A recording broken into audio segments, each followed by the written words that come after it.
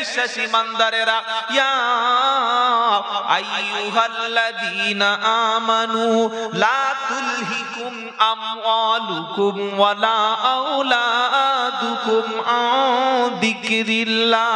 হে বিশ্বাসী ইমানদারেরা, তোমাদের সন্তান সন্ততি আর তোমাদের মাল, এই দুটি জিনিস যেন আমার জিকির, আমার স্মরণ থেকে তোমাদের যেন গাফেল না করে দেয়। বেশিরভাগ মানুষ আল্লাহর হুকুম পালন করতে গিয়ে ব্যর্থ হয়, হয় মাল কামাতে গিয়ে, আর তা না হলে সন্তান ছেলে মেয়ে এদের ভালোবেসে সময় দিয়ে ভবিষ্যতের চিন্তা করতে গিয়ে। কি ঠিক বলছি না ভুল বলছি?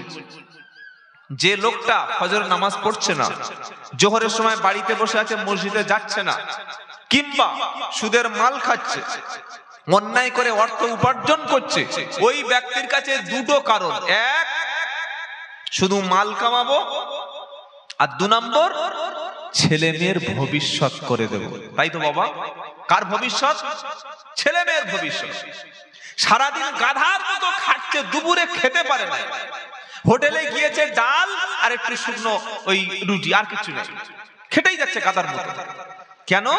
বললে ছেলে মেয়েদের ভবিষ্যৎ। নতুন বিয়ে করে 6 মাস সংসার করতে পারেনি, ব্যাঙ্গালোরে চলে গেছে, চলে গেছে মালয়েশিয়া, চলে গেছে আন্দামান, চলে গেছে মুম্বাই, চলে গেছে গুজরাট, চলে গেছে দুবাই। কেন ভাই? নতুন বিয়ে করে একটু বিবির সঙ্গে সময় দেবে, একটু এনজয় করবে, একটু আনন্দ করবে, এটাই তো তোমার যৌবন। 50 বছর বয়স হয়ে গেলে তখন আর সংসার হবে? 45 বছর বয়স হয়ে গেলে সেই ভালোবাসা থাকবে, সেই প্রেম, সেই প্রীতি, সেই মহাব্বত থাকবে? কিসের জন্য বিদেশে চলে গেছে? বললে না, আমার ছেলে মেয়ে হলে তাদের ভবিষ্যৎ। তাই তো? আরে হ্যাঁ না বলুন, কাদের জন্য ভবিষ্যৎ?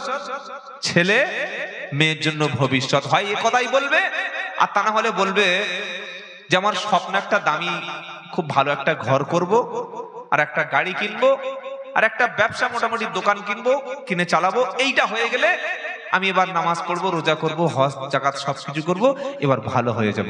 এই ছাড়া অন্য কোনো উদ্দেশ্য আছে? হ্যাঁ না বলবেন তো? হয় মাল কামানোর উদ্দেশ্য, আর তা না হলে ছেলে মেয়ের ভবিষ্যৎ। এর বাইরে কিছু নাই, নিজের জন্য কোনো কিছু নেই। নিজে ভালো জুতো একটা পরে না, ভালো একটা লুঙ্গি পর্যন্ত কেনে না, ভালো পাঞ্জাবি একটা পরে না, মাথায় টুপি পর্যন্ত কেনে না, শীতের সময় ঠক ঠক করে কাঁপছে, ওই 150 টাকার কথা সেই চাদর ওই গায়ে জড়িয়ে দিয়ে থুতু থুতুর করে কেঁপে কেঁপে কাজে যাচ্ছে।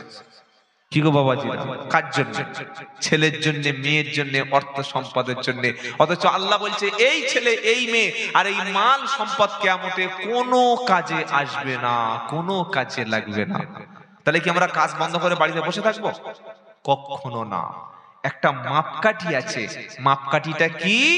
ছেলে মেয়ে, স্ত্রী পুত্র, ওদের সাথে সংসার করতে গিয়ে আল্লাহ এবং রসুলের চাইতে যেন আমার সন্তান, আমার ব্যবসা, আমার মাল, আমার জীবিকা, আমার অর্থ উপার্জন যেন আমার কাছে আল্লাহ এবং রসুলের চাইতে বেশি গুরুত্ব না থাকে।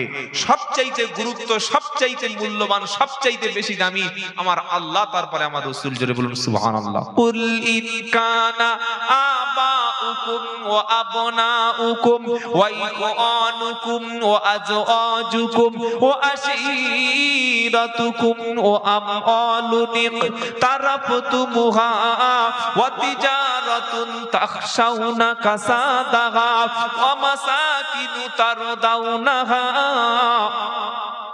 আহাব্বা ইলাইকুম মিনাল্লাহি ওয়া রাসূলিহি ওয়া জিহাদিন ফি সাবিলিহি ফাতারাব্বাসু হাত্তা ইয়াতিয়াল্লাহু বিআমরিহি।